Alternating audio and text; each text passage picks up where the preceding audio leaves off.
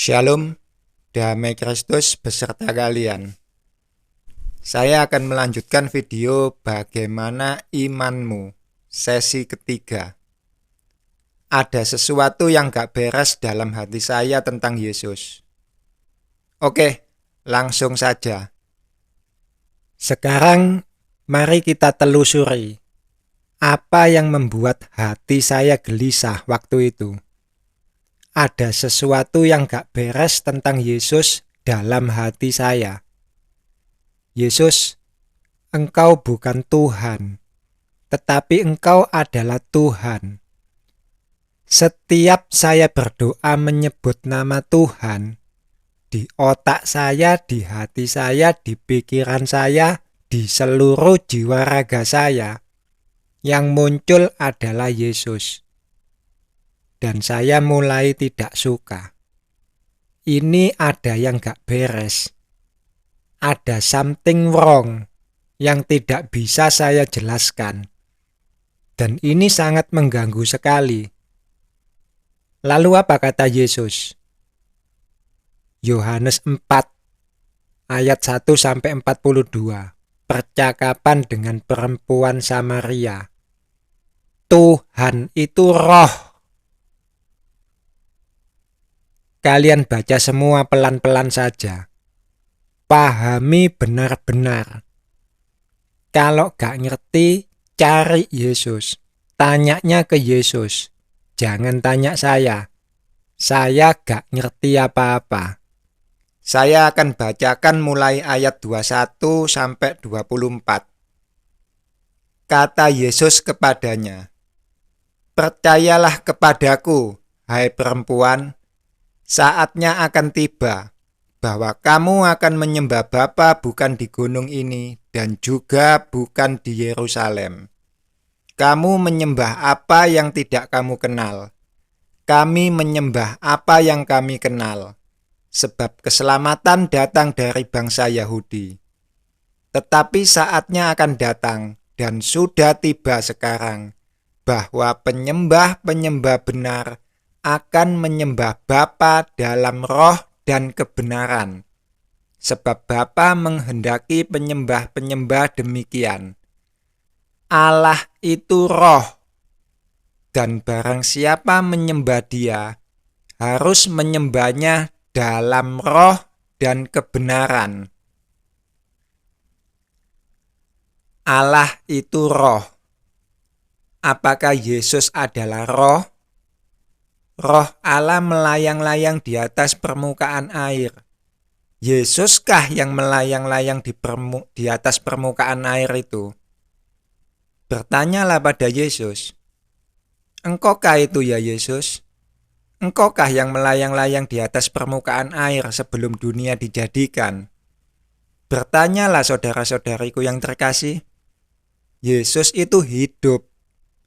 Kalian bisa bertanya langsung pada Yesus. Jangan berasumsi. Oh, Yesus itu Tuhan. Berarti menyembah Yesus sama dengan menyembah roh. Jangan berasumsi. Saya pernah memberi ilustrasi dalam video kesaksian saya yang pertama dan kedua. Bukan ilustrasi sih. Hanya sekedar jebakan Batman. Cece saya dulu itu Katolik, tetapi kemudian masuk Protestan. Kalau ada yang bertanya pada saya, kenapa Cece lu masuk Kristen Protestan? Saya akan langsung jawab, Ceceku punya cowok Kristen Protestan. Saya merasa, sekali lagi, merasa. Sebagai adik ditanya orang seperti itu saja kok gak tahu. Lu ini adik apa bukan sih? Jadi saya jawab sedapat mata saya melihat. Oh, ternyata sekarang ceceku wis punya pacar. Dan pacarnya orang Kristen Protestan. Itu asumsi saya. Karena sesungguhnya saya gak pernah nanya ke cece saya. Kenapa lu sekarang masuk Kristen Protestan? Saya gak pernah nanya. Jawaban yang saya berikan adalah jawaban asumsi. Kalau mau tahu kebenarannya, ya samperono cece saya sendiri. Tanya sendiri sama cece saya. Mumpung cece saya masih hidup. Lek wis mati ora iso ditanyai. Tidak demikian dengan Yesus. Yesus itu hidup. Kalian bisa samperin Yesus. Tanya sendiri pada Yesus. Yesus, engkaukah roh yang melayang-layang di atas permukaan air sebelum dunia dijadikan? Samperono Yesus. Yesus bukan orang mati. Yang orang mati itu Romo Widodo. Gak ada perantaraan lagi antara kalian dengan Yesus. Antara Bapa dengan kalian, butuh Yesus sebagai perantaraan. Antara Yesus dengan kalian, gak ada lagi perantaraan. Romo Widodo, pendeta-pendeta Protestan, Odi Suntono, kita ini bukan perantaraan antara kalian dan Yesus. Yesus bisa kalian samperin sendiri. Understand, brother? Stand. Good. Jadi kalau kalian punya pertanyaan seputar iman kalian bertanya pada siapa? Yesus. Yesus apa Romo Widodo? Yesus. Yesus apa Bapak Ibu Pendeta? Yesus. Yesus apa Odi Suntono? Yesus. Puji Tuhan. Odi pernah bikin pernyataan. Bikin apa sih namanya? Ada bahasa kerennya. Statement. Odi pernah bikin statement. Trinitas itu dusta iblis. Odi berani bikin pernyataan itu karena Odi pernah bertanya pada Yesus. Dan Yesus menjawab pertanyaan Odi. Kalau Yesus gak jawab, saya gak berani ngoceh. Kalian ragu dengan Trinitas? Tanya Yesus. Jangan tanya Odi. Trinitas ini kan sudah diajarkan turun-temurun. Bapak-bapak gereja loh. Gak sembarangan orang. Mereka berpendidikan loh. Orang berhikmat loh. Sementara Odi ini anak kemarin sore. Kan gitu Pak Bos. Kok wani-wani nih ngobrak-ngabrik Trinitas yang sudah dirancang bapak-bapak gereja? Tanya Yesus. Yesus hidup samperono. Kita masuk pada ayat aja ya. Kita akan telanjangi Trinitas yang digembar-gemborkan banyak orang sebagai dasar iman orang yang percaya. Karena Trinitas adalah dasar orang percaya, maka yang gak percaya Trinitas berarti orang yang gak beriman. Kan gitu. Orang bidat. Puji Tuhan, saya bidat. Saya gak percaya Trinitas, tapi percaya Yesus. Puji Tuhan, saya ditarik oleh Bapa, Tuhan semesta alam, sehingga saya dapat berjumpa dengan Yesus, Sang Firman, kebenaran sejati. Kita buka Yeremia 23, 9-40. Menentang nabi-nabi palsu. Ini nubuatan tentang Trinitas, saudara-saudariku yang terkasih. Ayat-ayat yang akan kita buka ini panjang-panjang, saudara-saudariku. Saya harap kalian benar-benar membaca versi lengkapnya. Oke, saya akan berikan gambarannya. Tetap buka Yeremia 23. Vatikan itu kerajaan, saudara-saudariku. Negara Negara gereja, gereja negara. Negara menjadi gereja, gereja menjadi negara. Wes pokoke ribet. Gereja menjadi negara. Tiba-tiba ada yang nyeletuk. Katakan si A. Aku mimpi. Bapak itu bla bla bla bla bla. Anak itu bla bla bla bla bla. Roh Kudus itu bla bla bla bla bla. Baca ayat 16. Beginilah firman Tuhan semesta alam. Janganlah dengarkan perkataan para nabi yang bernubuat kepada kamu. Mereka hanya memberi harapan yang sia-sia kepadamu dan hanya mengungkapkan penglihatan rekaan hatinya sendiri, bukan apa yang datang dari mulut Tuhan. Kalian garis bawahi, mengungkapkan penglihatan rekaan hatinya sendiri, bukan apa yang datang dari mulut Tuhan. Si A ini mencoba mereka-reka. Siapa itu Tuhan semesta alam? Dia mencoba menyelidiki kitab-kitab para nabi.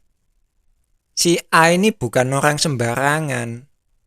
Si A ini salah satu bapak-bapak gereja, orang terhormat, berpendidikan. Bukan orang goblok macam saya, tapi orang terpandang, orang yang dianggap bijaksana, berhikmat, arif. Makanya disebut bapak-bapak gereja, bukan umat. Umat orang ngerti apa-apa, isone manut sama si A. Kamu menyelidiki kitab-kitab suci, tetapi kamu menyangka bahwa olehnya kamu mempunyai hidup yang kekal. Tetapi walaupun kitab-kitab suci itu memberi kesaksian tentang aku, namun kamu tidak mau datang kepadaku untuk memperoleh hidup itu. Sudah diselidiki, tapi tetap bikin jalan dewe-dewe. Gak mau datang pada Yesus. Ngotot mengandalkan rekaan hatinya sendiri. Tuhan itu harus seperti yang dirancang hatinya. Bapa itu begini, anak itu begini, Roh Kudus itu begini.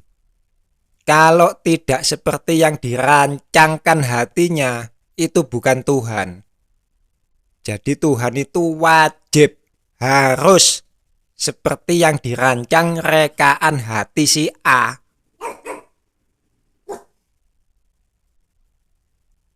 Tapi si B gak mau kalah. Si B ini juga salah satu bapak-bapak gereja. Artinya ya bukan orang sembarangan. Orang berhikmat juga, orang bijaksana juga, temannya si A. Tapi dia nyeletuk, menolak pandangan si A. Tidak, saudara. Engkau benar, Bapak itu bla bla bla bla bla. Engkau juga benar, anak itu bla bla bla bla bla. Tetapi aku mimpi. Roh Kudus itu blu blu blu blu blu. Bukan seperti yang kau katakan, bla bla bla bla bla. Si B juga menyelidiki kitab suci. Bapak gereja gitu loh. Menyelidiki isi kitab-kitab para nabi itu ya sudah makanan sehari-hari. Tapi sudah diselidiki, ya tetap gak percaya Yesus. Bukti nih, gak datang nemui Yesus. Tapi bikin jalan sendiri. Berantemlah ini bapak-bapak gereja. Muncul istilah bidat. Si A mengatakan si B bidat, si B mengatakan si A bidat. Negara itu gereja. Kalau gerejanya berantem, negara gak bisa kuat. Masalah ini harus ada penyelesaian, konsolidasi, rundingan, musyawarah untuk mencapai mufakat. Si A, mimpimu apa? Aku mimpi bapak itu begini, begini, begini. Anak itu begini, begini, begini. Roh Kudus itu begini, begini, begini. Si B, mimpimu apa? Aku mimpi bapak itu begitu, begitu, begitu. Anak itu begitu, begitu, begitu. Roh Kudus itu begitu, begitu, begitu. Si C, mimpimu apa? Aku mimpi bapak itu bla bla bla bla bla. Anak itu bla bla bla bla bla. Roh Kudus itu bla bla bla bla bla. Si D, mimpimu? Aku mimpi bapak itu blu blu blu blu. Anak itu blu blu blu blu blu. Roh Kudus itu blu blu blu blu blu. Dikumpulin itu semua pendapat bapak-bapak gereja. Mimpi-mimpine bapak-bapak gereja. Dicari persamaannya. Persis rumus matematika. Mencari persamaan. Ini dan ini sama, kita masukkan. Ini dan ini beda, kita coret. Ayat 30 sampai 31. Sebab itu, sesungguhnya aku akan menjadi lawan para nabi. Demikianlah firman Tuhan. Yang mencuri firmanku masing-masing dari temannya. Sesungguhnya aku akan menjadi lawan para nabi. Demikianlah firman Tuhan. Yang memakai lidahnya sewenang-wenang untuk mengutarakan firman ilahi. Maling ini bapak-bapak gereja. Si A mencuri dari si B. Si B mencuri dari si C. Si C mencuri dari si D. Si D mencuri dari si A. Hasil curian dikumpulkan menjadi trinitas. Dan trinitas dipakai untuk mengutarakan firman ilahi. Bapa bukan anak, anak bukan Roh Kudus bukan Bapa. Bapa itu Tuhan, anak itu Tuhan, Roh Kudus itu Tuhan. Tuhannya ada 3, uring-uringan. Ini kan trinitas itu dipakai untuk mengutarakan firman ilahi. Siapa firman ilahi itu? Yesus. Trinitas dipakai untuk mengutarakan Yesus. Inilah gambaran trinitas. Rancangannya manusia. Bapa itu begini, anak itu begini, Roh Kudus itu begini, Tuhan itu begini. Harus, wajib begini. Kalau begitu, bukan Tuhan. Karena gak sesuai dengan rumusan. Inilah trinitas. Rancangan manusia. Celakalah mereka yang merancang bukan dari rancangan Tuhan. Inilah gambaran dari konsili-konsili. Konsili Nikea, konsili Konstantinopel, konsili Efesus, apa meneh? Konsili A sampai Z. Merumuskan Tuhan. Podo edan kabeh bapak-bapak gereja. Tuhan dirumuskan. Ayat 18 sampai 24. Sebab siapakah yang hadir dalam dewan musyawarah Tuhan, sehingga ia memperhatikan dan mendengar firman-Nya? Siapakah yang memperhatikan firman-Nya dan mendengarnya? Lihatlah angin badai Tuhan, yakni kehangatan murka, telah keluar menyambar. Angin puting beliung. dan turun menimpa kepala orang-orang fasik. Murka Tuhan tidak akan surut sampai Ia telah melaksanakan dan mewujudkan apa yang dirancangnya dalam hatinya. Tuhan semesta alam merancang sesuatu, tetapi dalam hati. Gak ada manusia yang tahu.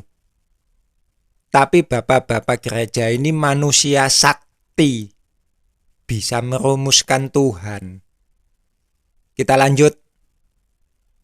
Pada hari-hari yang terakhir, kamu akan benar-benar mengerti akan hal itu. Sekarang ini musim menuai, saudara-saudariku.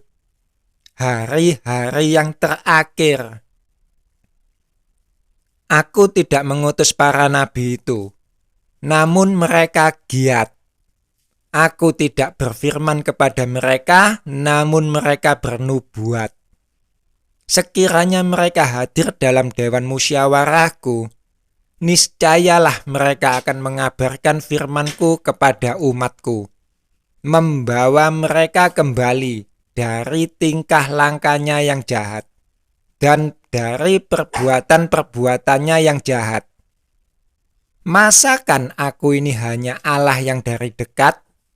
Demikianlah firman Tuhan, dan bukan Allah yang dari jauh juga.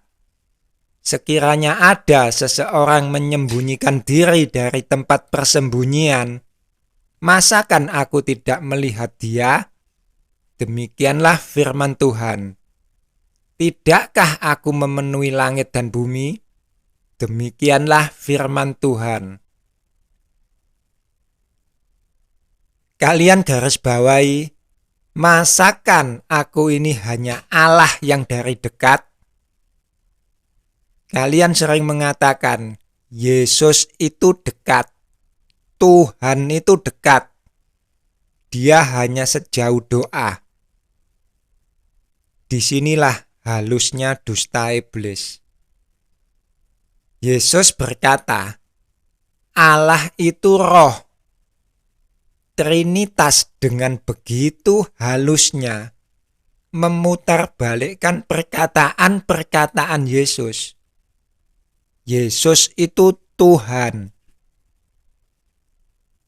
Sekali lagi saya katakan, Yesus berkata, Allah itu roh, Tuhan itu roh. Yesus menegaskan, Allah itu roh, Allah itu roh, Allah itu roh. Trinitas menanamkan dalam diri manusia, Tuhan itu Yesus, Tuhan itu Yesus, Tuhan itu Yesus. Tuhan itu roh, Tuhan itu roh, Tuhan itu roh. Gak ada yang dengar. Tuhan itu Yesus, Tuhan itu Yesus, Tuhan itu Yesus. Pada dengar, pada bersorak-sorai. Padahal sesungguhnya predikat kata Tuhan yang melekat pada diri Yesus, pengertiannya adalah firman. Iblis tahu akan hal ini. Yesus berkata, Tuhan itu roh. Iblis akan berusaha mengatakan yang berbeda. Dia raja dusta, halus kalau bohong. Yesus berkata, Tuhan itu roh. Iblis akan berkata, Yesus itu Tuhan. Manusia berasumsi, Tuhan itu roh, Yesus itu Tuhan. Berarti Yesus itu roh. Iblis pakai kelemahan manusia, asumsi, gak tanya pada Yesus. Padahal mulutnya berkoar-koar, Yesus itu hidup. Tapi nanyanya sama Romo Widodo, sama pendeta-pendeta, sama Mbah Google, sama Eyang YouTube. Iman yang aneh. Tuhan itu roh. Iblis gak mau kalian sampai menyembah roh. Dia akan cari 1000 cara agar manusia jangan sampai menyembah roh. Saya kasih gambaran saja ya. Iblis itu kalau bekerja selalu bertentangan dengan Tuhan.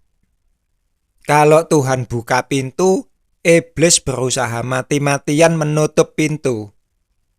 Kalau Tuhan menutup pintu, iblis berusaha mati-matian membuka pintu. Kalau Tuhan buka jalan, iblis berusaha mati-matian menutup jalan. Pertanyaannya, bisakah iblis menutup jalan? Gak bisa. Kalau Tuhan sudah buka jalan, gak ada yang bisa nutup, termasuk iblis. Tapi iblis bisa berdusta. Tuhan buka jalan. Masuk nak, jalan terus lurus. Iblis berusaha mati-matian nutup jalan, tapi gak bisa. Apa yang bisa dilakukan iblis? Iblis pun akan berkata, masuk nak. Tapi diputer-puter. Belok kanan, belok kiri, perempatan jalan lurus, belok kanan lagi, puter balik. Kiri kanan, kiri kanan. Karena iblis gak bisa nutup jalan. Yang bisa dilakukan iblis ya berdusta. Podo-podo bilang masuk, Tuhan bilang masuk nak. Tapi jalan terus, lurus. Iblis enggak, masuk nak. Kanan kiri, kanan kiri, kanan kiri, putar balik.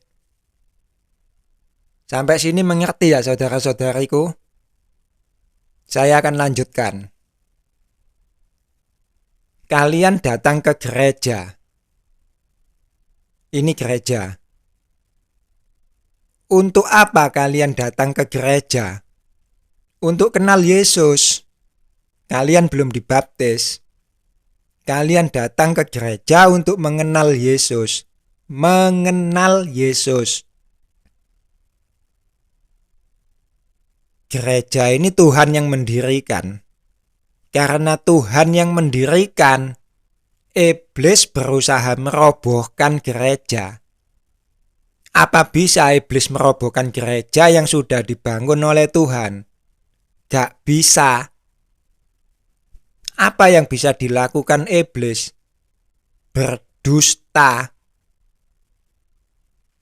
Di depan gereja sudah berdiri gerombolan iblis untuk menghadang kalian agar jangan sampai ke gereja. Jangan sampai kalian tahu siapa itu Yesus. Kalian kan datang ke gereja ingin tahu siapa Yesus. Dihadang supaya kalian gak ke gereja. Jadi kalau gak ke gereja kalian gak tahu siapa Yesus. Kalian datang ke gereja, dihadang iblis. Mau kemana? Ke gereja. Gereja itu gak asik, bikin ngantuk. Itu, di sana ada diskotik. Ke sana aja, tempatnya asik. Yang kegodah melenceng, yang tetap pengen tahu siapa itu Yesus, jalan terus. Masuk gereja. Hal ini terus-terusan terjadi. Ternyata yang tergoda dengan yang tidak tergoda, banyak yang tidak tergoda. Artinya lebih banyak yang suka masuk gereja daripada yang suka ke diskotik. Puji Tuhan. Tuhan buka jalan. Yang datang ke gereja gak bisa dibendung. Yang ingin tahu siapa itu Yesus gak bisa dibendung. Iblis kalah. Tapi iblis bukan makhluk yang gampang menyerah. gak bisa nahan orang untuk masuk gereja. Iblis masuk gereja. Jangan pernah mengira iblis gak bisa masuk gereja. Gereja itu hanya salah satu bangunan yang ada di dunia.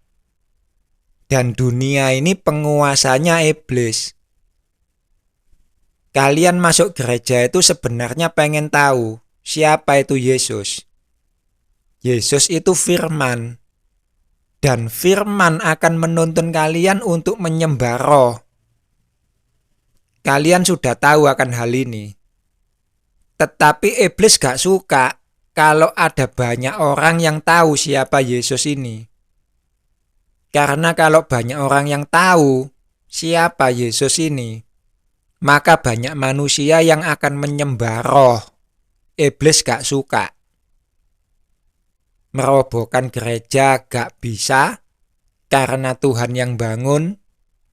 Menghadang jalan orang supaya gak ke gereja masih kalah karena Tuhan buka jalan. Satu-satunya cara yang bisa dilakukan iblis, ya ikut masuk gereja.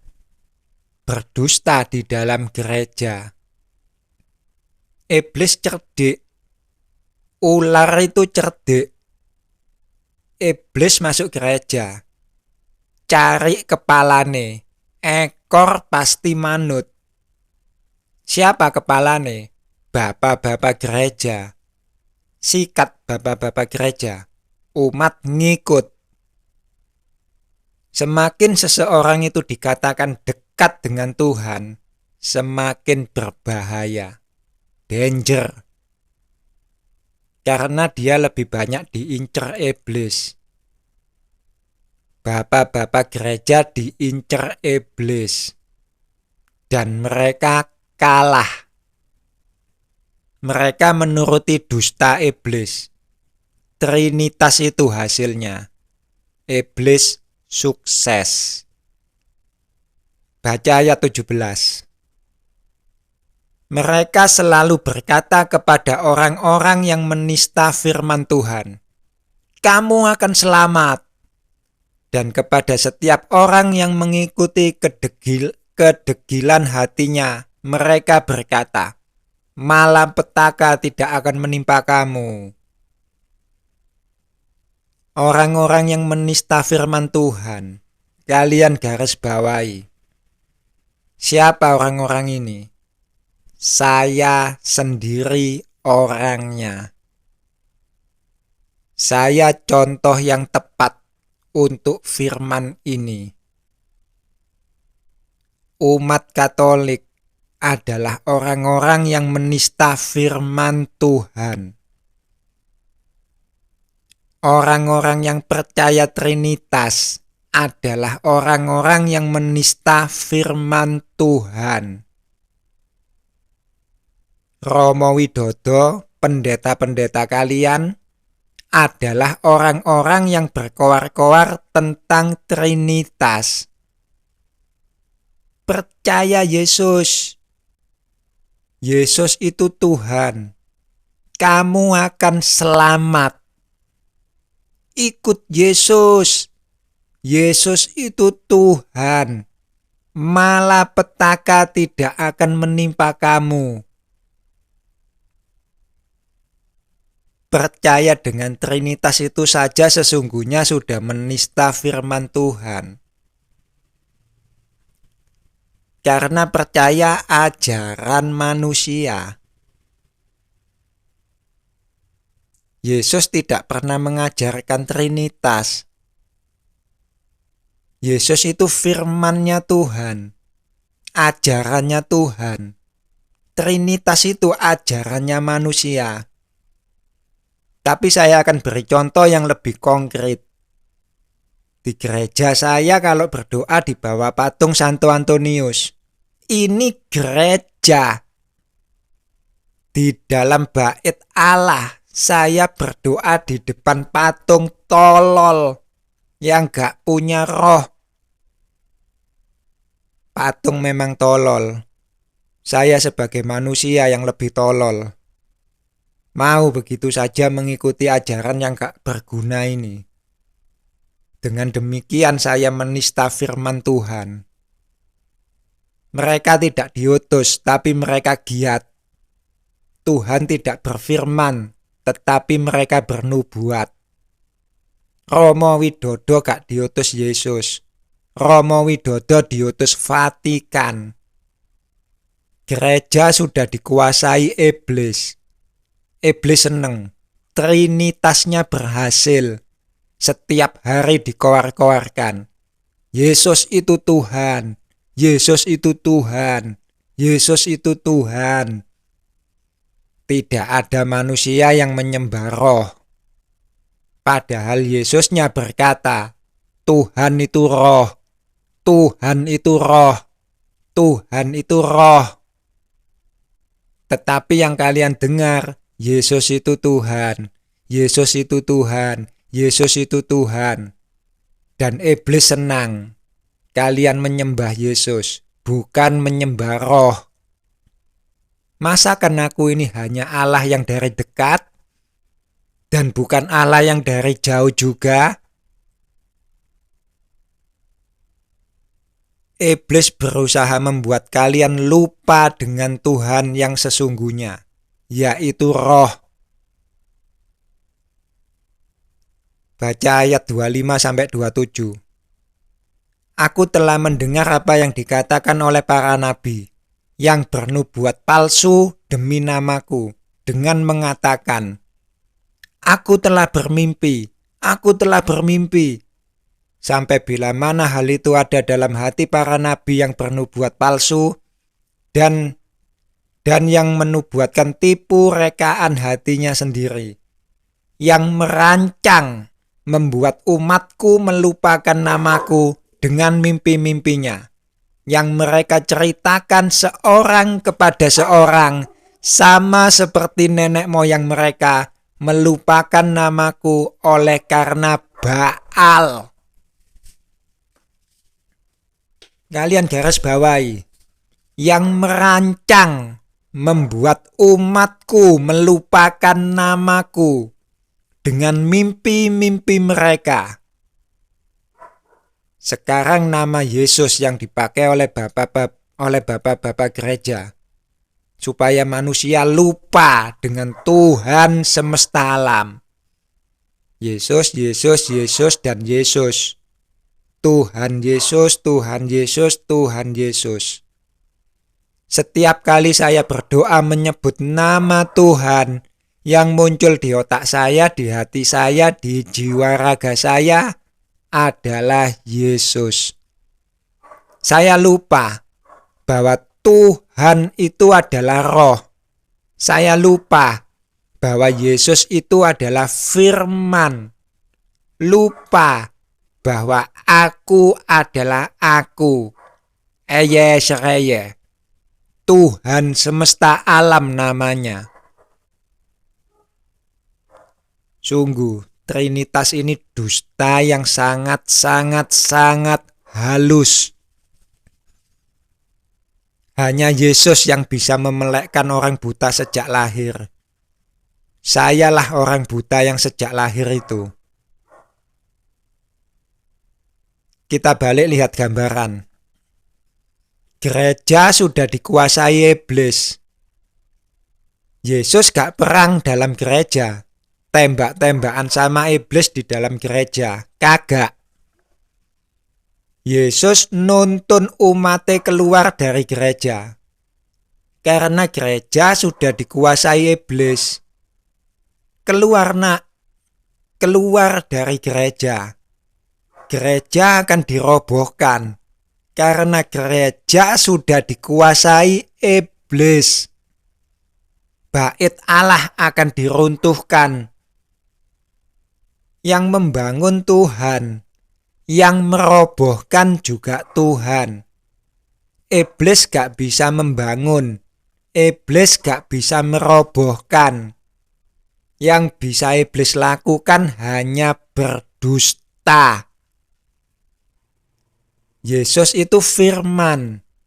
Dia nuntun umatnya keluar dari gereja untuk dibawa kepada roh Tuhan semesta alam. pemilik hidup kita. Supaya kita semua dan Yesus sendiri. Kita semua dan Yesus sendiri menyembah Roh. Yesus akan menjadi imam agung. Yesus yang memimpin ibadah kita pada Roh kelak. Masalahnya Yesus tidak bisa membawa kalian kalau kalian masih hidup dalam daging. Kalian harus hidup dalam Roh. Karena Allah itu Roh. Bagaimana caranya supaya kalian bisa hidup dalam Roh? Baptis Roh. Bagaimana caranya mendapat baptisan Roh? Cari Yesus. Karena hanya Yesus satu-satunya yang bisa membaptis dengan Roh. Sekali lagi, hanya Yesus satu-satunya yang bisa membaptis dengan Roh. Baptisan itu 2 kali, saudara-saudariku. Orang Islam yang mau masuk gereja, yang mau percaya Yesus, kalian akan mengatakan harus dibaptis. Yesus juga demikian. Yang mau masuk kerajaan surga harus dibaptis. Tapi baptisnya beda. Romo Widodo membaptis dengan air. Yesus membaptis dengan Roh. Cari Yesus. Cari Yesus ya di gereja. Gak ada. Gereja sudah dikuasai iblis.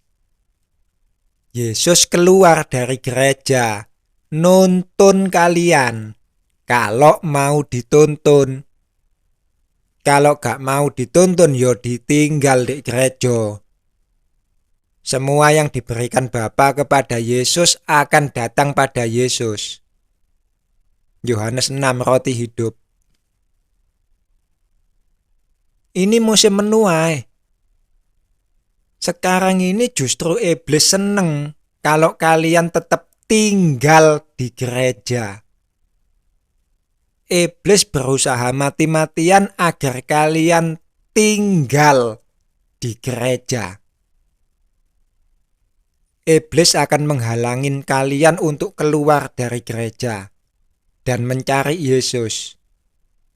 Iblis gak ingin kalian bertemu Yesus. Iblis ingin kalian di gereja. Karena iblis tahu, di gereja kalian gak akan pernah bertemu Yesus. Kalian hanya akan bertemu dengan orang mati, Romo Widodo. Sekali lagi, ini musim menuai. Yang bisa dituai, saya tuai. Yang tidak bisa dituai, tak tinggal. Yang bisa lepas dari ikatan gereja, biarlah lepas dan datang pada Yesus. Yang ingin melekat pada pohonnya, biarlah melekat dan dimakan codot. Ikhlaskan. Saya dididik Yesus untuk mengikhlaskan. Itu tadi gambaran Trinitas. Firman Tuhan tidak ada satupun yang tidak Dia genapi. Tuhan semesta alam pernah berfirman, Dia akan meruntuhkan tembok-tembok yang dikapur dan menyingkapkan dasarnya. Kita sudah melihat dasar yang dibangun Vatikan. Apa dasarnya? Trinitas. Disingkap itu semua sama Tuhan semesta alam. Buka Yeskiel. Yeskiel 13. 1-16. Hukuman terhadap nabi-nabi palsu. Kalian baca versi lengkapnya. Saya bacakan ayat 14-16. Dan aku akan meruntuhkan tembok yang kamu kapur itu, dan merobohkannya ke tanah, supaya dasarnya menjadi kelihatan. Tembok kota itu akan runtuh, dan kamu akan tewas di dalamnya. Dan kamu akan mengetahui bahwa akulah Tuhan. Begitulah aku akan melampiaskan amarahku atas tembok itu, dan kepada mereka yang mengapurnya. Dan aku akan berkata kepadamu, lenyap temboknya, dan lenyap orang-orang yang mengapurnya, yaitu nabi-nabi Israel yang bernubuat tentang Yerusalem, dan yang melihat baginya suatu penglihatan mengenai damai sejahtera. Padahal sama sekali tidak ada damai sejahtera. Demikianlah firman Tuhan Allah. Kalian garis bawahi, supaya dasarnya menjadi kelihatan. Trinitas kelihatan.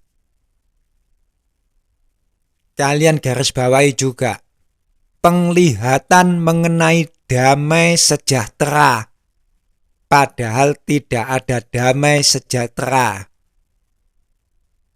Damai Kristus, Odi. Ya Romo, damai Kristus. Damai Kristus, saudara. Damai Kristus, Romo. Salam damai, salam damai, salam, salam. Damai Kristus besertamu, salam, salam. Damai yang semu. Sekarang kita akan lihat apa itu dasar iman versi Yesus. Ada dua macam dasar. Matius 7, 24-27. Yang satu mendengar perkataan Yesus dan melakukan. Yang satu lagi mendengar perkataan Yesus tapi tidak melakukan. Mereka yang percaya Trinitas ini mendengar apa yang Yesus sampaikan, tapi tidak melakukan apa yang disampaikan Yesus. Mereka percaya pada Yesus, iya mereka percaya, tapi tidak melakukan kehendak Bapa. Makanya ketika banyak orang yang ngomong percaya Yesus, percaya Yesus, percaya Yesus, percaya itu seperti apa dulu? Pokoknya percaya Yesus, ora iso. Saya sudah beri gambarannya di video kedua. Sayang kursornya lagi ngambek waktu itu. Jadi saya edit ulang pakai PowerPoint. Saya lanjutkan ya. Semua yang diajarkan Yesus, itulah yang menjadi kehendak Bapa. Karena Yesus itu adalah firman. Firman itu kata-kata, perkataan. Saya ngomong nih, a. Kalian dengar kan? Suara yang kalian dengar itu gak akan pernah kalian dengar kalau saya tidak ngomong. A yang kalian dengar tadi itu gak ada wujudnya. Firman menjadi manusia. Bim salah bim. Kun fayakun. Tiba-tiba perkataan itu ada wujudnya. Dapat dilihat, dapat disentuh, dapat diraba. Apa wujudnya? Manusia. Itulah Yesus. Bapa bukan anak. Kita gak pakai Roh Kudus ya. Dua ini aja dulu. Bapa bukan anak. Anak bukan bapa. Bapa itu roh. Apakah anak itu roh? Bukan. Kenapa? Kan tadi dibilang, Bapa bukan anak. Bapa itu roh. Anak itu firman-Nya roh. Bapa itu Tuhan. Apakah anak itu Tuhan? Bukan. Karena Bapa bukan anak. Bapa itu Tuhan. Anak itu firman-Nya Tuhan. Bapa di dalam anak, anak di dalam Bapa. Aku adalah aku. Firman dan roh adalah satu. Aku dan Bapa adalah satu. Yesus dan Bapa adalah satu. Aku adalah aku. Sereye. Roh adalah roh. Firman adalah firman. Firman menjadi daging. Daging adalah daging. Yesus bukan roh. Yesus bukan daging. Yesus adalah firman. Firmanlah yang datang pada saya waktu itu. Ngajarin saya untuk menyembah roh. Firman tidak pernah ngajari saya untuk menyembah firman. Roh itu terlalu kudus. Sedang saya ini hanya makhluk yang hina, yang najis. Roh tidak bisa datang kepada saya. Karena kalau dia yang datang pada saya pasti mati. Hanya firman-Nya saja yang mendatangi saya. Dan firman itu telah menjadi manusia. Sehingga saya tidak hanya mendengar suara, tetapi juga melihat wujud dari firman itu. Saya pengen nangis kalau ngomong ini. Kita lanjut saja. Untuk lebih memahami lagi siapa itu Yesus, kita akan buka ayat saja. Yohanes 5, 19-47.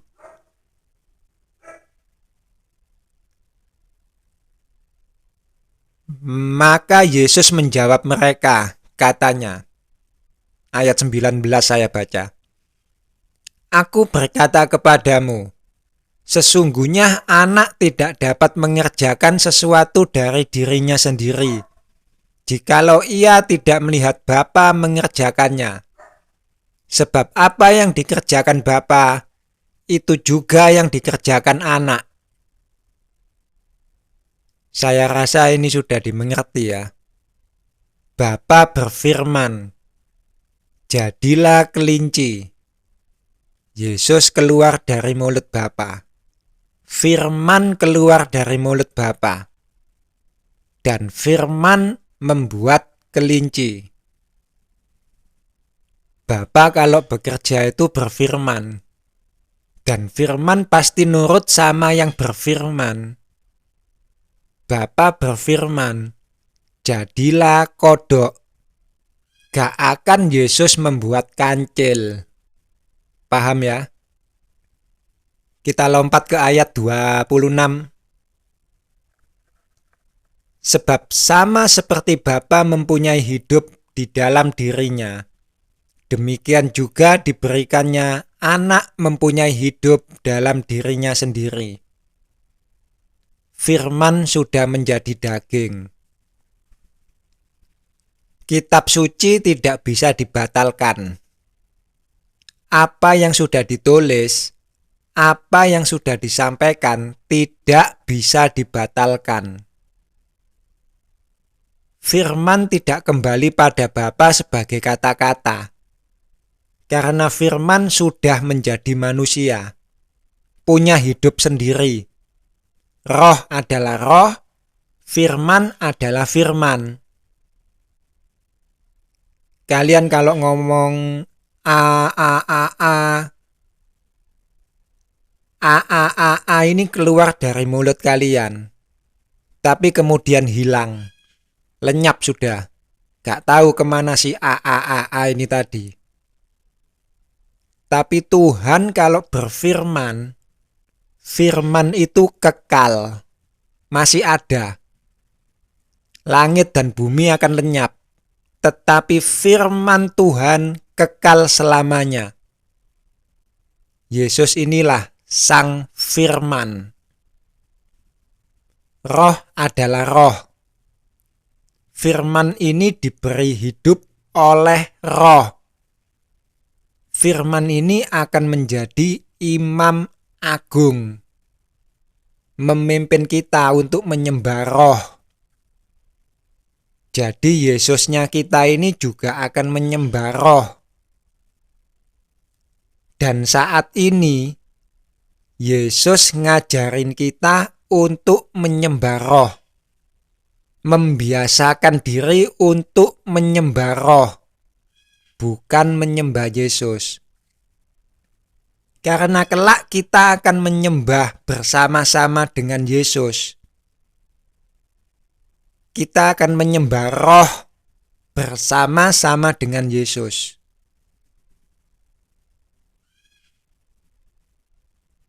Kita mundur ke Yohanes 4.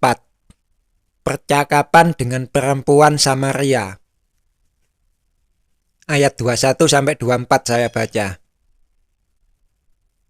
Kata Yesus kepadanya, "Percayalah kepadaku, hai perempuan, saatnya akan tiba bahwa kamu akan menyembah Bapa bukan di gunung ini, dan bukan juga di Yerusalem. Kalian gak nyembah di gereja, kalian gak nyembah di masjid, kalian gak nyembah di kelenteng, gak nyembah di tempat-tempat ibadah. Kalian juga tidak nyembah di Yerusalem, tidak menyembah di Indonesia, gak menyembah di Pasuruan, gak menyembah di Kalimantan, gak menyembah di Amerika, gak menyembah di New York, gak menyembah di Jepang. Kamu menyembah apa yang tidak kamu kenal. Kami menyembah apa yang kami kenal. Sebab keselamatan datang dari bangsa Yahudi. Tetapi saatnya akan datang dan sudah tiba sekarang, bahwa penyembah-penyembah benar akan menyembah Bapa dalam roh dan kebenaran. Sebab Bapa menghendaki penyembah-penyembah demikian. Allah itu roh, dan barang siapa menyembah Dia, harus menyembahnya dalam roh dan kebenaran. Bagaimana supaya kita bisa menyembah dalam roh dan kebenaran? Kita mundur lagi, Yohanes 3. Percakapan dengan Nikodemus. Kalian baca semua, pelan-pelan saja. Kalau gak ngerti, tanya Yesus. Jangan tanya saya. Saya gak ngerti apa-apa. Ayat 3. Sesungguhnya jika seorang tidak dilahirkan kembali, ia tidak dapat melihat kerajaan surga. Ayat 5. Sesungguhnya jika seorang tidak dilahirkan dari air dan roh, ia tidak dapat masuk ke dalam kerajaan Allah. Ayat 6. Apa yang dilahirkan dari daging adalah daging, dan apa yang dilahirkan dari roh adalah roh. Bagaimana supaya kita bisa menyembah dalam roh dan kebenaran? Lahir baru. bagaimana lahir baru, baptis air, dan baptis roh. Sudahkah kalian dibaptis dengan air? Sudah, puji Tuhan. Sudahkah kalian dibaptis dengan roh? Sudah, puji Tuhan. Kalian sudah dilahirkan dari air dan roh. Ingat ya saudara-saudari, Yesus gak bisa dibohongi. Yang bisa membaptis dengan roh hanya Yesus. Yesus ingat satu persatu wajah-wajah yang datang kepada Dia. Kalau Romo Widodo bisa kalian bohongi. Kalian belum dibaptis tapi ngaku sudah dibaptis, Romo gak bakal tahu. Yang boleh terima komuni kan yang sudah dibaptis, betul? Kalian belum dibaptis, tapi waktu komuni kalian ikut maju ambil komuni. Pokoknya tangan kiri di atas, ngambil hosti pakai tangan kanan. Atau tangan kanan di atas, hostine langsung dimakan. Romo Widodo gak bakal tahu. Juga ngomong amin, sorry kelupaan. Waktu Romo ngangkat hosti, terus ngomong tubuh dan darah Kristus, kalian jawab amin. Kalau gak ngomong amin, langsung ngeloyor gitu aja, bakal ketahuan kalau belum dibaptis. Tapi kalau jawab amin, Romo Widodo gak bakal tahu. Tapi Yesus gak bisa dibohongi.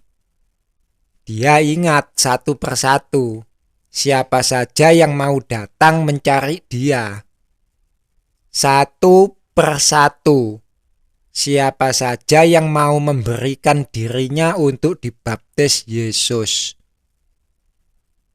Yesus kalau membaptis gak ribet. Harus tangan kanan, tangan kiri di atas, tangan kiri di bawah. Gak pakai ribet. Cukup jalan masuk pintu yang sempit. Masalahnya kalian harus cari dulu pintu yang sempit itu. Kalau sudah ketemu ya tinggal masuk, gitu aja. Selesai. Sudah dibaptis Yesus. Yesus itu pintu. Dan pintunya sempit. Saking sempite, kalau mau masuk satu persatu, personal. Berdua wis, aku kan kurus, lu juga kurus, pepet-pepetan. Kita masuk berdua, dibaptis berdua. Gak bakal bisa. Bener-bener personal. Satu pintu hanya satu orang yang lewat. Jadi gak akan bisa bohong. Pintu masjid lebar, bos. Pintu kelenteng juga lebar. Pintu gereja juga terbuka lebar. Cari yang pintunya sempit. Atau kalau dari suasana, cari yang sunyi. Kalau pintunya lebar yang masuk kan bisa banyak. Jadi pasti rame. Cari yang suasananya sepi. Pasti ketemu pintunya. Pintu yang sempit itu pasti ketemu. Oke? Oke. Kalian percaya Yesus itu ada. Tetapi memperlakukan Yesus seolah-olah Yesus itu tidak ada. Jangan begitulah, bosku. Percaya Yesus itu hidup, tetapi memperlakukan Yesus seolah-olah Yesus itu mati. Kalau Romo Widodo yang ngomong, kalian percaya. Yesus sendiri mau ngomong sama kalian, kalian gak percaya. iman yang aneh. Kalian percaya Tuhan bicara pada kalian lewat Romo Widodo. Kenapa kalian tidak percaya kalau Tuhan bisa bicara pada kalian sendiri tanpa lewat Romo Widodo? Iman yang perlu dipertanyakan pada diri sendiri. Padahal Romo Widodo gak diutus sama sekali. Yang mengutus Romo Widodo itu Vatikan. Yeremia tadi kan, aku tidak mengutus mereka, namun mereka giat.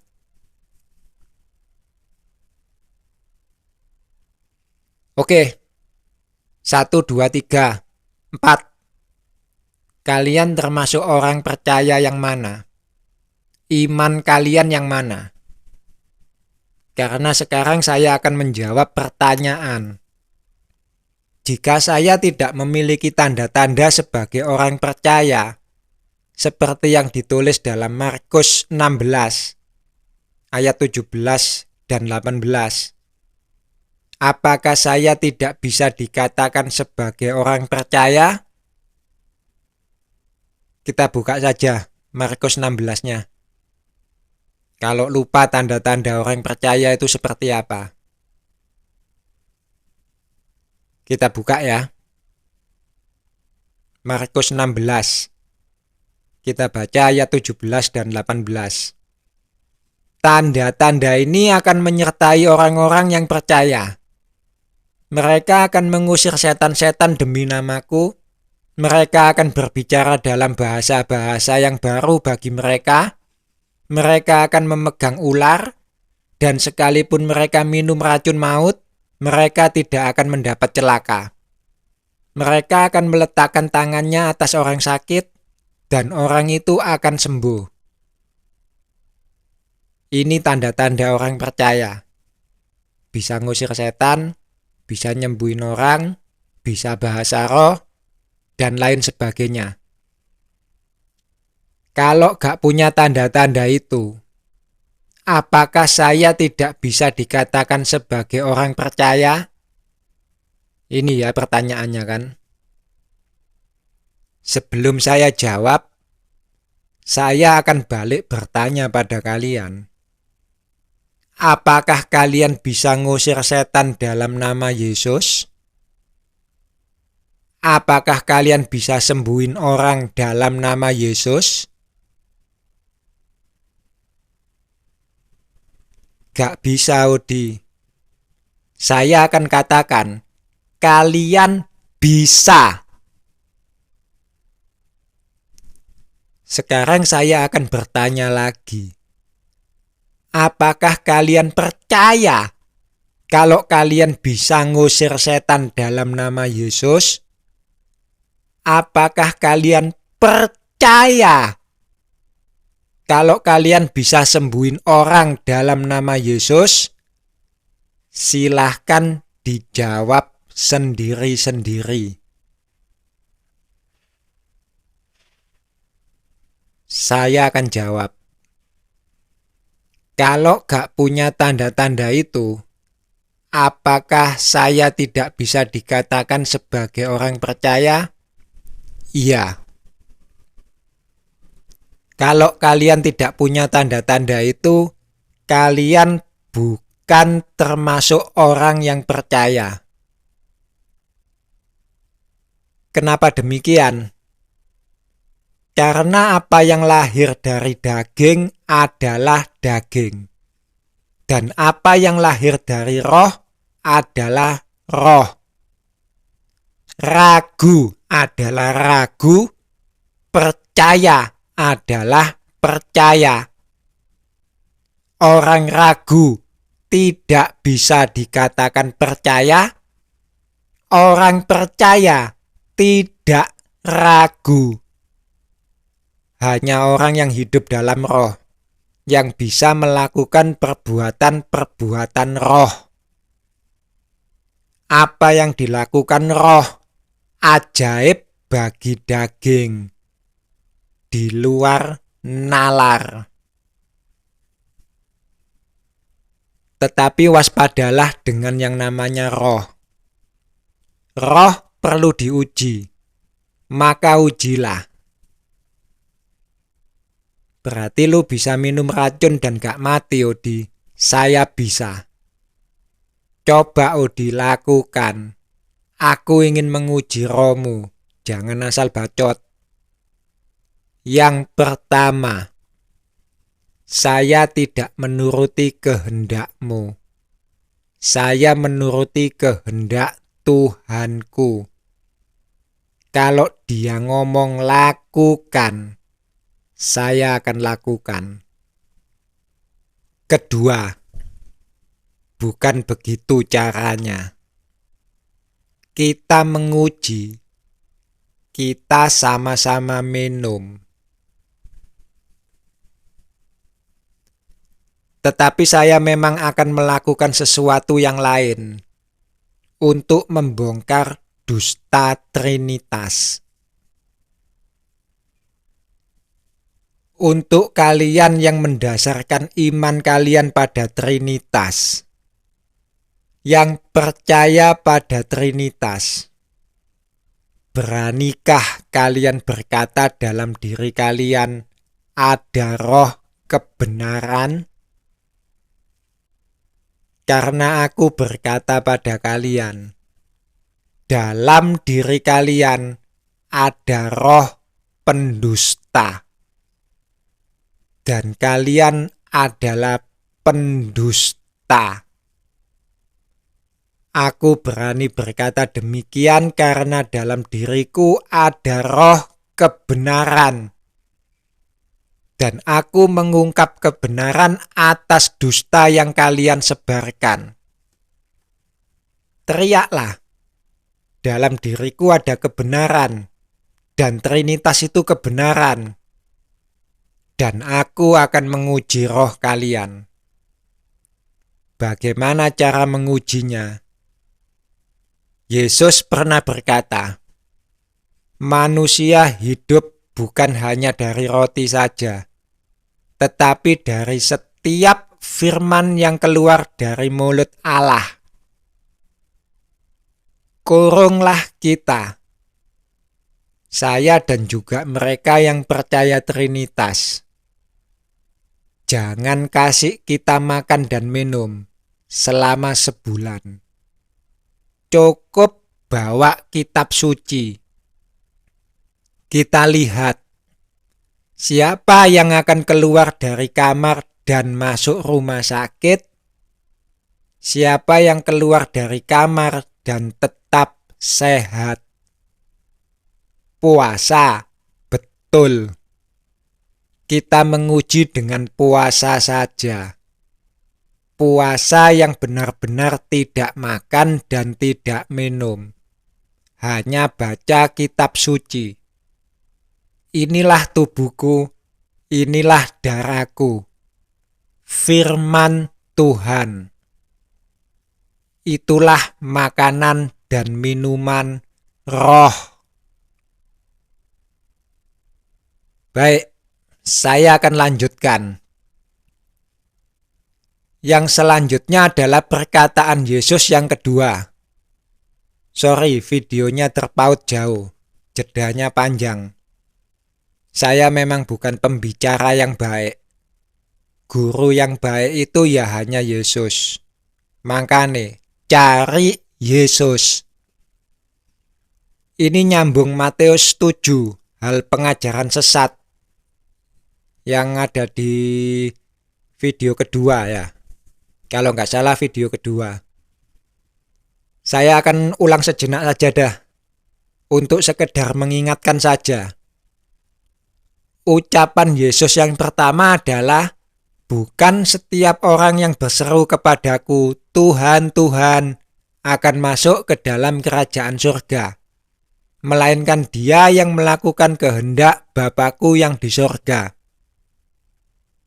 Ucapan Yesus yang pertama ini ditujukan untuk semua lidah yang mengaku Yesus adalah Tuhan.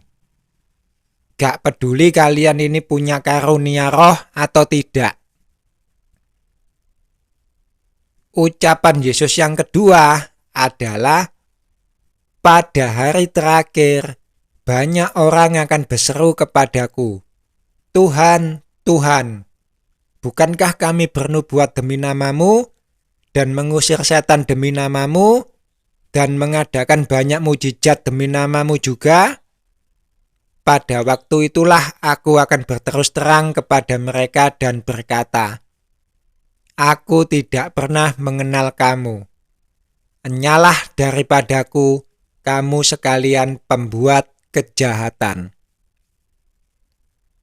Untuk ucapan Yesus yang kedua ini sebenarnya memang ditujukan untuk mereka yang mempunyai karunia-karunia roh. Loh, kok bisa? Masa sudah punya karunia roh diusir sama Yesus? Hati manusia hanya Tuhan yang tahu. Apakah mereka benar-benar bernubuat demi nama Yesus atau demi ketenaran mereka sendiri? Apakah mereka benar-benar menyembuhkan orang sakit demi nama Yesus atau demi ketenaran nama mereka sendiri? Apakah mereka benar-benar mengusir setan demi nama Yesus atau demi ketenaran nama mereka sendiri? Masalah hati. Dan hati manusia itu tidak tetap bisa berubah. Mungkin di awal-awal memang dia melakukannya benar-benar demi nama Yesus. Tapi sekarang musim menuai. Ada penuai datang ke pendeta yang punya karunia roh. Gitu ya. Pak pendeta, umat yang sudah dibaptis harus keluar dari gereja untuk cari Yesus. Sopo sing ngomong? Jangan percaya orang ini. Lalu dia mengadakan mujizat-mujizat. Engkau sembuh bukan? Engkau berjalan bukan? Jangan percaya orang ini. Itu bukan ajaran Yesus. Sesat. Lihat saya saja. Ini pekerjaan Yesus. Pendeta ini masih ingin menjadi pusat perhatian. Ngerti maksud saya ya? Sekali lagi, ini hanya gambaran saja. Masalah hati. Memang susah dilihat. Hanya Yesus yang tahu. Ini pendeta masih melakukannya demi nama Yesus atau takut kehilangan umat. Hanya Yesus yang tahu. Kalau semua diajar Yesus, dia tidak menjadi pusat perhatian lagi. Yang menjadi pusat perhatian ya diri Yesus sendiri. Ngerti ya maksud saya? Yohanes 6:45. Mereka akan diajar oleh Allah. Masalah hati. Ini hanya salah satu faktor saja. Ada beberapa faktor lain juga. Kitab suci itu sendiri sebenarnya sudah memberi jawaban yang sungguh luar biasa untuk ucapan Yesus yang satu ini. Kita buka Lukas 9:49-50. Seorang yang bukan murid Yesus mengusir setan. Yohanes berkata, Guru, kami lihat seorang mengusir setan demi namamu. Lalu kami cegah orang itu, karena ia bukan pengikut kita. Yesus berkata kepadanya, jangan kamu cegah, sebab barang siapa tidak melawan kamu, ia ada di pihak kamu. Menarik ini. Bukan murid Yesus, tapi ngusir setan demi nama Yesus. Bukankah ini yang dinamakan iman? Bukankah ini yang dinamakan percaya? Kita cari tahu. Ini adalah orang yang diprotes Yohanes. Ini orang gak pernah kenal Yesus. Gak pernah tahu wajah Yesus. Yesus itu seperti apa gak tahu. Ini orang hanya pernah mendengar bahwa kalau ngusir iblis cukup teriak-teriak, "Dalam nama Yesus, keluar!" Dan iblis akan gemeter ketakutan. Terus keluar, nurut sama orang yang teriak-teriak dalam nama Yesus itu tadi. Ini orang hanya pernah mendengar cerita-cerita dari orang-orang sekitarnya. Dan ini orang percaya. Oh, gitu tok to carane ngusir setan. Gampang. Aku yo iso. Dan dia meyakini benar-benar akan hal itu. Dia percaya kalau dia bisa melakukan hal itu. Maka dia langsung mulai jalan-jalan ke kampung-kampung, nyari orang yang kerasukan iblis, untuk dia usir iblisnya. Beneran bisa? Bisa. Orang dia percaya. Masalah? No problem. Kan Yesus bilang, jangan dicegah. Barang siapa tidak melawan aku, ia ada di pihakmu. Seminggu, 2 minggu, 3 minggu, 4 minggu, sebulan. Ini orang keliling kampung, nyari orang yang kerasukan iblis, buat dia usir iblisnya. Sudah sebulan, saudara-saudariku yang terkasih. Suatu hari Yesus ngajar. Yesus khotbah. Di depan Yesus duduk 100 orang. Di antara 100 orang ini, Yesus gak lihat ini orang kemana. Masih sibuk ngusir iblis.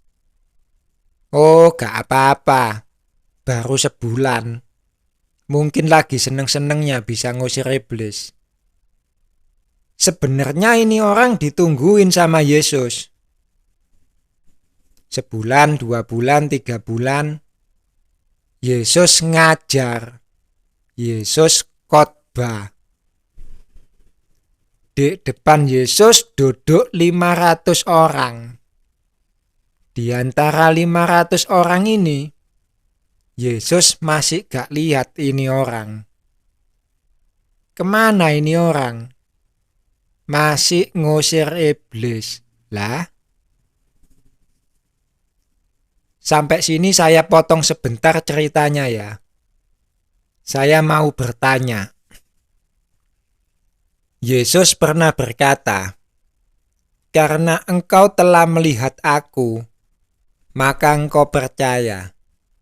Berbahagialah mereka yang tidak melihat, namun percaya." Kalian tahu kan, Yesus ngomong ini sama siapa? Betul, sama Thomas. Yohanes 20 ayat 29. Tapi bukan itu pertanyaan saya. Sekali lagi, ini orang gak pernah melihat Yesus. Ini orang hanya pernah dengar nama Yesus. Dan yang ia dengar, nama Yesus bisa dipakai untuk ngusir iblis. Dan dia langsung percaya. Bahkan ketika dipraktekkan, iblis benar-benar kocar-kacir, lari ngebrit. Masalahnya, dia percaya Yesus, make nama Yesus, hidup di zaman Yesus, tapi gak pernah tahu Yesus itu yang mana? Berbahagialah mereka yang tidak melihat namun percaya. Pertanyaannya, begitukah? Ngoceh panjang-panjang, pertanyaan saya ya hanya itu. Begitukah? Itu pertanyaan saya. Begitukah? Berbahagialah mereka yang tidak melihat namun percaya. Monggo dijawab. Tik tuk tik tuk tik tuk tik tuk. Suara sepatu kuda bukahan. Waktunya habis. Orang yang hidup di zaman Yesus saja gak pernah mencari Yesus. Apalagi kita. Gitu kan ya? Nama Yesus dipakai berkali-kali. Tapi gak pernah tahu Yesus itu yang mana. Takjub dengan nama Yesus. Tapi gak ada rasa penasaran untuk mencari orangnya yang mana. Pokoknya percaya nama Yesus. Titik. Orangnya yang mana? Mbo. Di Amerika Latin sana itu kali. Yesus Cortez, Yesus Diaz, Yesus Gonzales. Lah gak pernah nyari ya gak pernah ketemu. Ngerti maksudnya ya saudara-saudari? Orang ini gak pernah ngelihat Yesus. Padahal dia hidup di zaman Yesus. Apalagi kalian. Saya lanjut ya. Yesus ngajar. Yesus khotbah. Di depan Yesus duduk 5.000 orang. Di antara 5.000 orang ini, ternyata Yesus masih juga gak lihat ini orang. Kemana ini orang?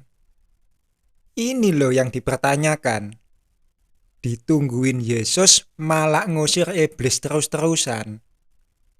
Sebenarnya melakukan demi nama Yesus, apa demi ketenaran namamu sendiri? Kan gitu. Tapi ternyata sekarang gak ngusir iblis saudara-saudariku.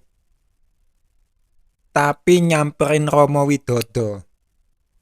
Loh, emang Romo Widodo kerasukan iblis? Bukan. Ini orang belajar ke Romo Widodo. Romo, Yesus bisa apa lagi selain ngusir iblis? Aku bosen ngusir iblis. Astaga naga.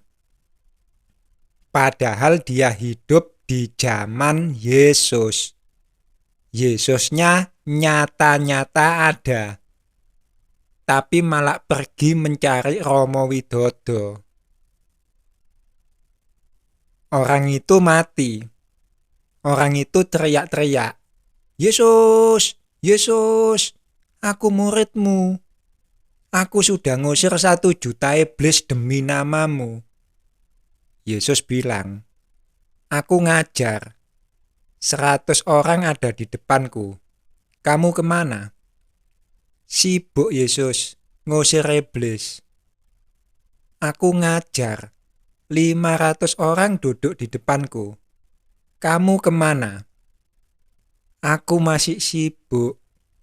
Iblis itu sak bajek. Memang patut dipertanyakan. Ngusir iblis demi nama Yesus atau demi ketenaran diri sendiri. Aku ngajar. 5.000 orang ada di depanku. Kamu kemana? Ke Romo Widodo, Yesus. Ngapain? Nanya engkau bisa apa lagi? Pergilah dari hadapanku. Carilah Romo Widodo. Engkau hanya orang undangan yang banyak alasan. Nanti Yesus, kambingku habis disunat. Bukan begitu Yesus. Itu ajaran bidat, itu ajaran sesat. Sebentar Yesus, bisnisku lagi goyang ini. Shalom.